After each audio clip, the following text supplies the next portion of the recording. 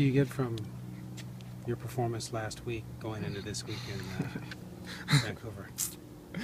Nah, that's a good question, but yeah, I think like every game I play, I just try to do my best, you know. But when you are a striker and you are able to get the back of the net, that gives you a lot of confidence, of course, and gets you thinking back into the right shape. So I think like the motivation is still the same. I'm just head up doing my thing and just trying to do my best on the pitch. But yeah, the confidence is still high.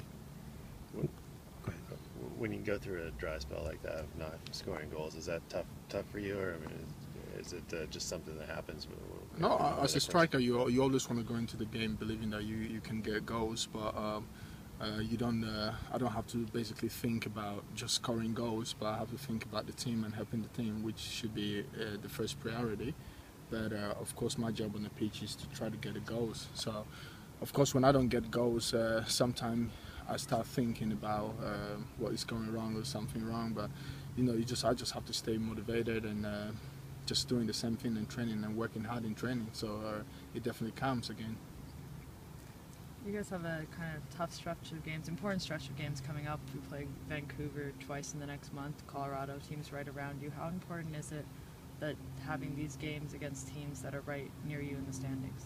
No, it's very important. We have already talked about that in the cabin, and we know what how we stand in the next game. So we going there basically to win.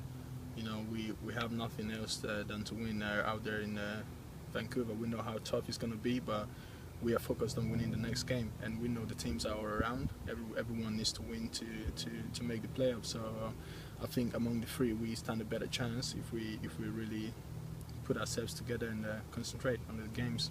But we just take each game as it comes. How do you manage to stay focused when you're not playing and the goals aren't coming, Fanendo, and keeping you mentally focused and ready to play when he calls your name? No, this is football. You know, I've been in the game for some years now, so I know how it works. As a player, you just have to keep training hard. You know, what you do in training is what you play in a match situation. So when you work hard in training, it comes out to show when you're being caught up in a match situation.